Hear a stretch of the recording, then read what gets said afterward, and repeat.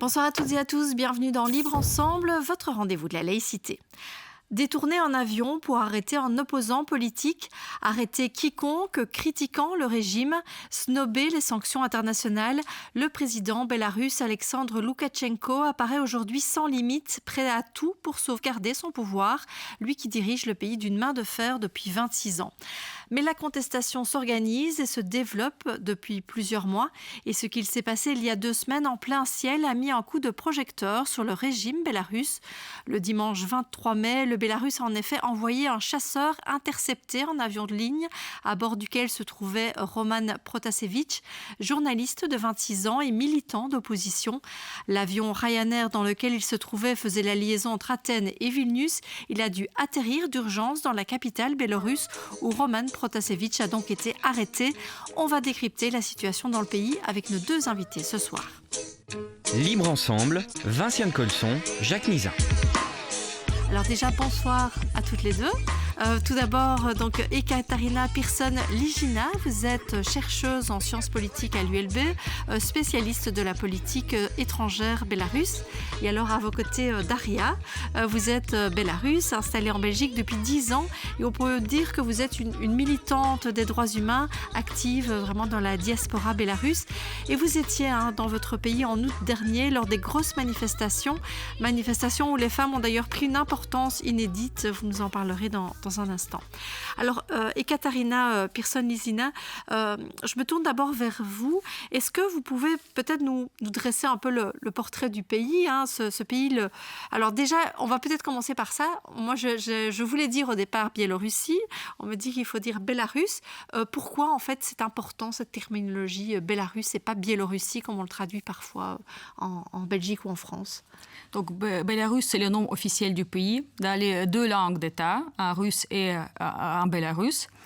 Et donc, la partie russe signifie la Ruthénie et pas la Russie. Et donc, c'est une mauvaise traduction. Dans la traduction francophone, nous sommes habitués au mot Biélorussie, qui fait référence à l'appartenance du pays à l'Union soviétique, quand il s'agissait d'une république socialiste soviétique de la Biélorussie.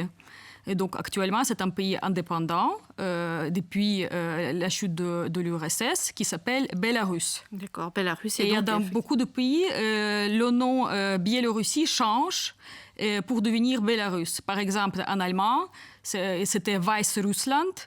Et maintenant, c'est le Bélarus. D'accord. Aussi. Donc, c'est le nom officiel. Et donc, oui. les Bélarusses sont fiers de dire qu'ils habitent ce pays et que ce pays s'appelle le Bélarus et pas la Biélorussie.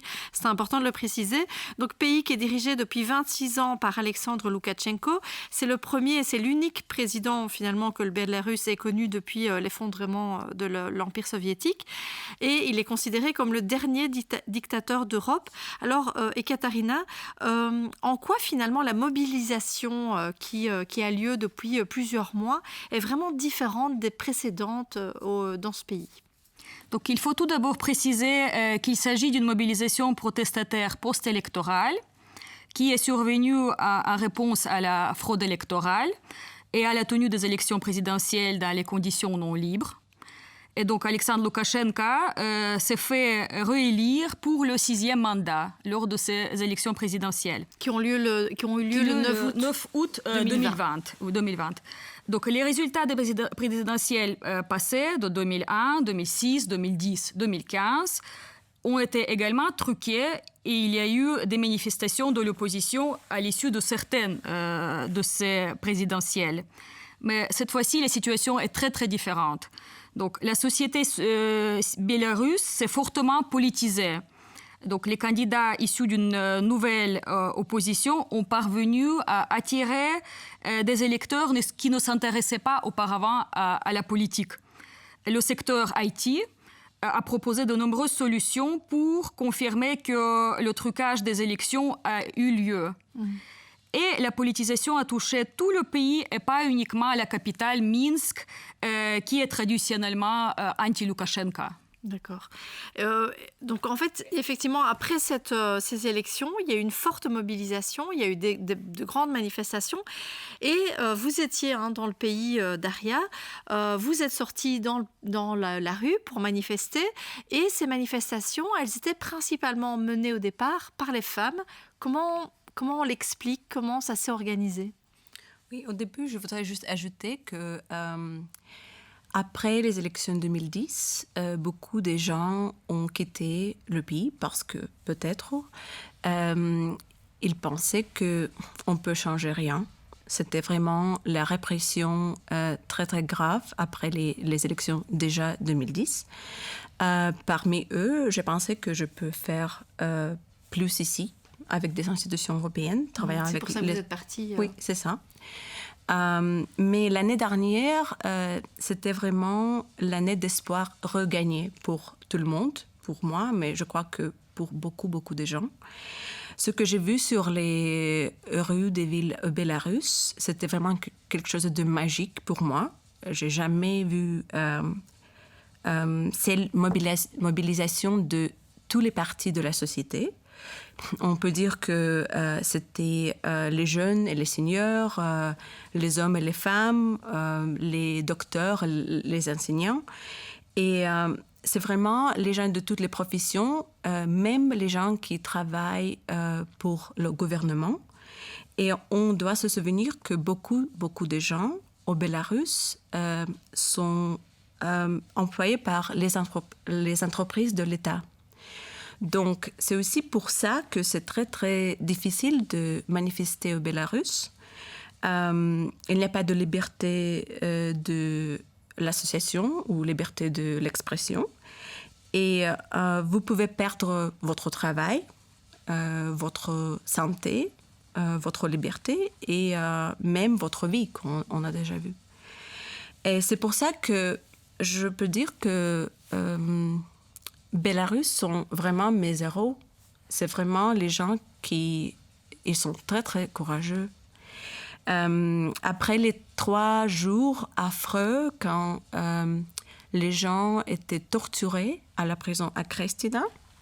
Après les manifestations. Oui, c'est ça. Après les élections de 9 août. Oui, c'est ça. Après les 3 jours de torture. Les femmes bélarusses avaient le courage de sortir dans les rues des villes principales, Minsk, mais pas seulement Minsk, portant les robes blanches et fleurs blanches et rouges comme notre drapeau du Bélarus. Et ils voulaient manifester contre la violence et pour la paix et pour la liberté. Et ces femmes ont inspiré tout le monde pour sortir dans les rues après. Oui, alors peut-être que j'ai envie de me tourner vers vous, Ekaterina Persson-Ligina.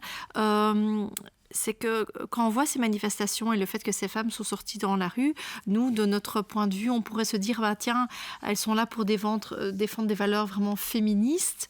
Mais en fait, non, elles sont plutôt là pour elles se revendiquaient plutôt comme des protectrices, comme des pacificatrices, c'est ça ? Oui, je suis d'accord avec cette analyse.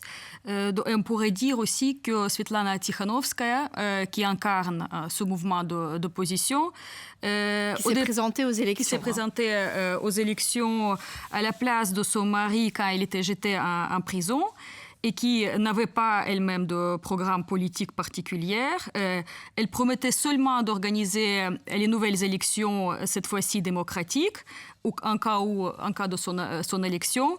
Donc, on peut pas dire qu'elle était au départ porteuse des valeurs féministes. Elle affirmait surtout qu'elle a fait cela par l'amour pour son mari et qu'elle reviendra au foyer quand tout est fini. Mais actuellement, on observe une évolution de Svetlana Tikhanovskaya en tant que femme politique qui porte plus de valeurs féministes et qui incarne mieux l'image d'une femme qui s'émancipe, etc. Mais elle est en exil aujourd'hui. Elle est en exil. Mais le fait même que Svetlana Tikhanovskaya fut enregistrée comme candidate démontre à quel point la société bélarusse est patriarcale.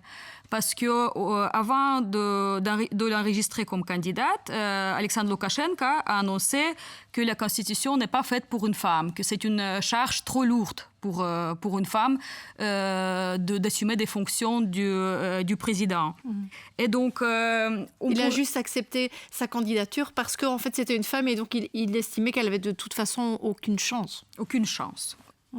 Est-ce que vous sentez aussi, vous, Daria, que ce mouvement qui au départ était effectivement plus pacificateur, que les femmes qui sortaient en rue pour être là dans une démarche de protection aussi, parce qu'elles allaient peut-être être moins... qu'il y aurait moins de répression envers les femmes qu'envers les hommes s'ils manifestaient. Est-ce que vous sentez qu'il y a quand même une évolution de ce mouvement aujourd'hui et que les femmes veulent s'affirmer plus aussi en tant que femmes et affirmer leur importance dans cette société bélarusse? Je crois que oui. Je suis vraiment d'accord que ce n'était pas une manifestation féministe classique, quand même. Mais la rhétorique sexiste de Loukachenko a joué un rôle très important dans la mobilisation. C'est pour ça que c'était une erreur de sa part, un peu, ou beaucoup, je ne sais pas, parce qu'il n'a pas pensé que la population du Bélarus est vraiment prête pour une femme comme la présidente. Et ces remarques de la Constitution n'est pas faite pour une femme, c'était vraiment un choc pour tout le monde, pour les femmes et les hommes. On a vu beaucoup de slogans, beaucoup des affiches avec des mots comme « Notre femme sont très fortes »,« C'est notre présidente ». Il y a beaucoup de respect pour Madame Tikhanovskaya. Il y avait, comme Ekaterina a déjà dit, il y avait 3 femmes très fortes. Donc Svetlana, elle a déjà évolué beaucoup comme une femme politique. Mais il y a aussi Maria Kolesnikova qui est en prison. Et c'est vraiment tragique parce qu'il a aussi un des symboles de cette manifestation. Et Véronika Tsepkala, elle a quitté le pays parce qu'elle ne peut pas rester à cause de la pression de la police et le gouvernement.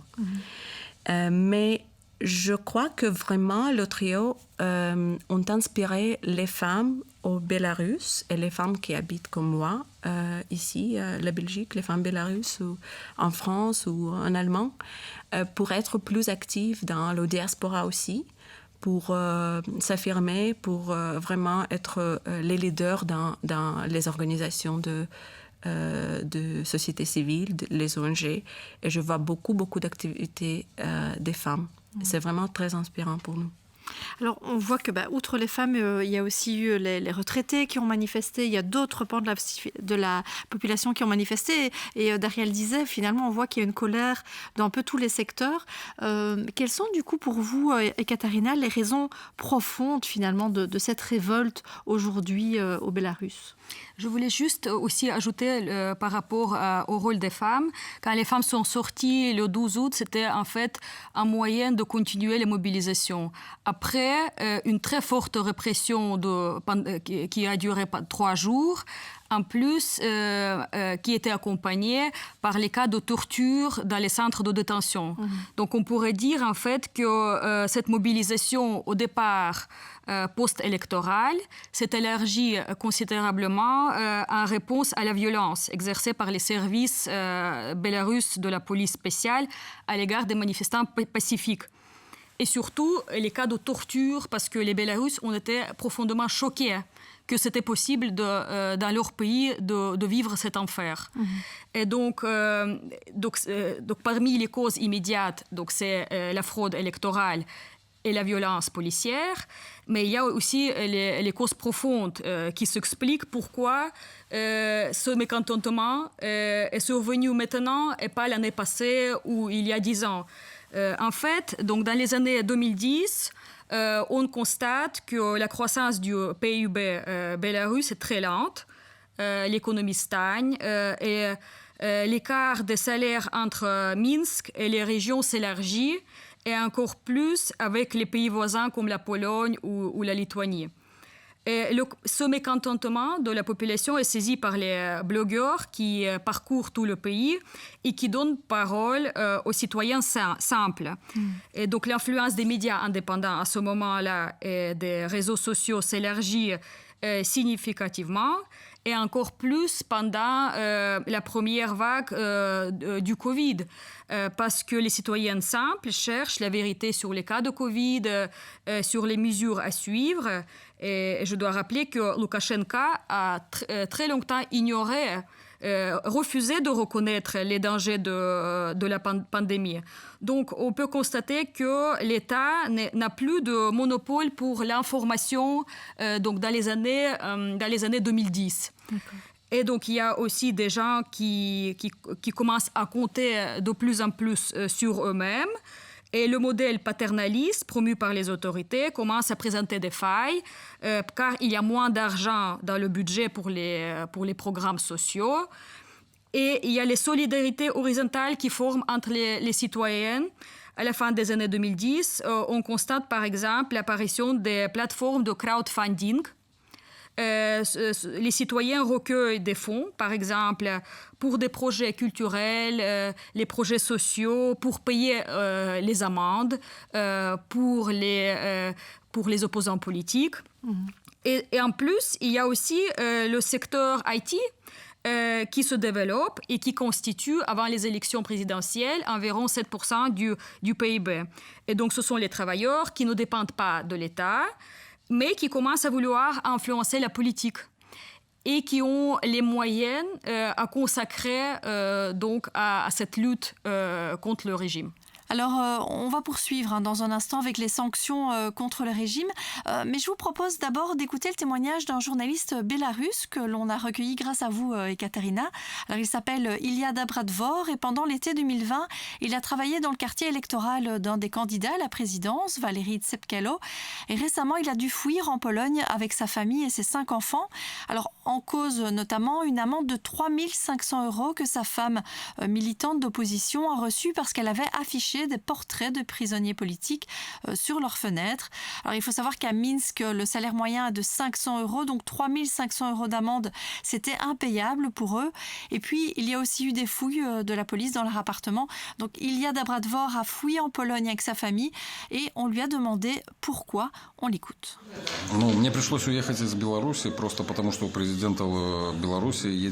J'ai dû quitter le Bélarus parce que le président Alexandre Loukachenko commence à perdre la tête.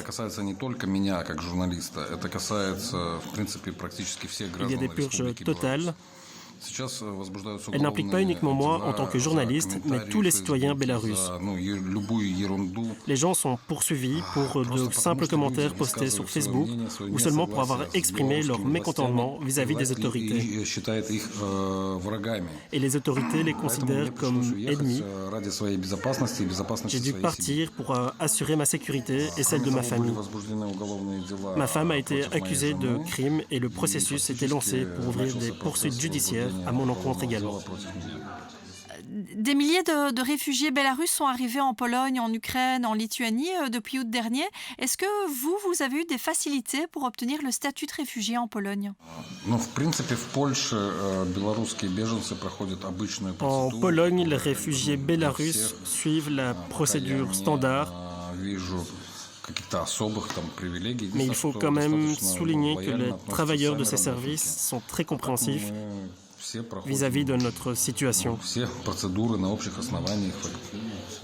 Alors, vous avez travaillé pour la campagne électorale d'un des candidats présidentiels et récemment, les signatures que vous avez rassemblées pour qu'il se porte candidat ont été saisies par les autorités. Que risquent les citoyens qui ont signé ?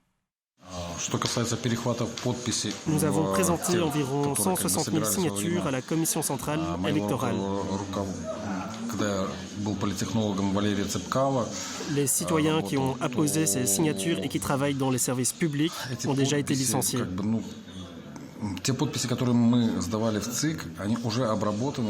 Après la saisie de ces signatures, on sait qu'il y aura une nouvelle vague de poursuites.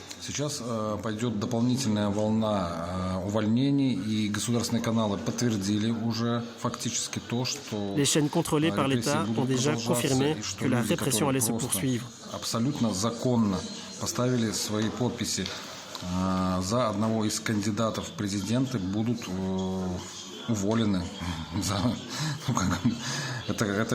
Donc les personnes qui ont, d'une manière tout à fait légale, signé pour soutenir un candidat alternatif, lui permettent de se présenter.